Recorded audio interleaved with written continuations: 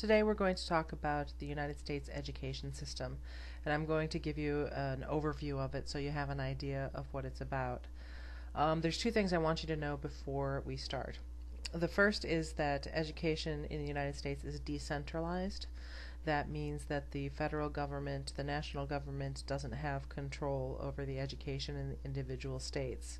And the reason for that is that our Constitution doesn't provide any legislation regarding education, and the 10th Amendment to the Constitution stipulates that any power not given directly to the federal government is left to the states.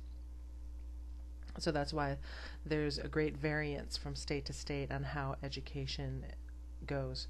So what you're going to hear is what is typical throughout the country, but different states have different systems.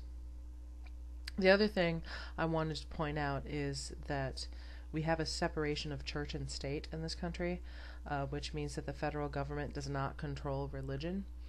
And because the public schools are federally supported, so the government supports federally or state supported, they do not include religion as part of the curriculum, so religious practice is not taught in the schools.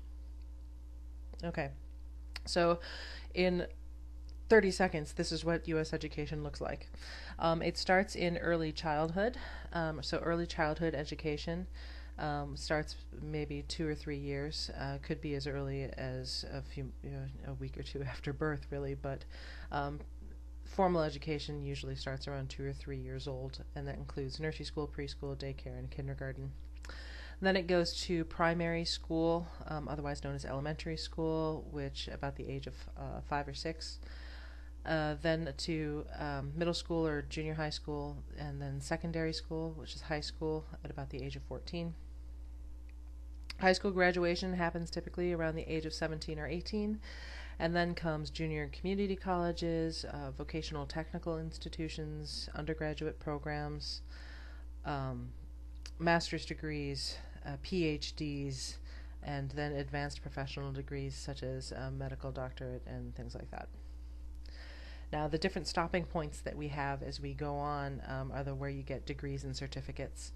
The most common ones are the high school diploma upon completion of high school, or the GED, the General Education Development Certificate, which is what you get if you didn't complete high school at the high school and you finish it later on, or do it through distance learning, something like that. You can get an associate's degree, which is a 2-year degree, a bachelor's degree, which is a 4 years, master's degree, a doctorate, and again those professional degrees. And each of those have a graduation ceremony. So those are basically rites of passage.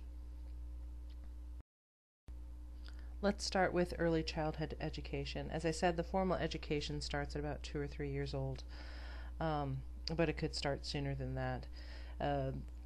The first one is daycare, which is primarily child care for parents who need to work or who need a break from the kids for a certain part throughout the day. And it includes, it could be just taking care of the child, but very often these days it includes a lot of educational play and games. They learn their alphabet, count, things like that. But the primary focus for daycare is, of course, taking care of the child. Then we have preschool and nursery school. Nursery school, the name indicates that it's mostly to take care of the child. But again, these days it includes a lot more educational games. And preschool is, of course, to prepare the child to enter kindergarten or first grade. But these days, these names are interchangeable. If you really want to know if the program will help prepare your child for school, you should talk with the administrators of those programs. The other things we have for an early childhood education are a program called Head Start, which is a program funded by the government that is targeted for low-income families. And it includes education, preparation for school, health education, nutrition education, and it includes the whole family. The other thing that we have is kindergarten. Now, kindergarten throughout the country is offered free in most places. So it's usually included in elementary and secondary education. You might hear the term K through 12. The K is, of course, for kindergarten. It's offered free, but in some places it's not mandatory, so it's not required. But you should check with the local area. In Washington State, admission to kindergarten, the child has to be age 5 by August 31st. There are some areas that might have an early entry policy, so you should check with that. First grade, kindergarten is actually not required to enter first grade. However, the vast majority of children do go through kindergarten. It is education provided free by the government. So then the requirement for first grade is age 6 by August 31st. And there are exceptions to that age requirement. So if the child has completed kindergarten before the age of 6, then they can enter that way. But again, you should check with your local area and your local school to find out how those kids are entered. If you're interested in determining if your child is school ready, there's a website that you might be interested in put together by the state of Washington, and that is called gettingschoolready.org. So gettingschoolready.org. Okay, let's move on.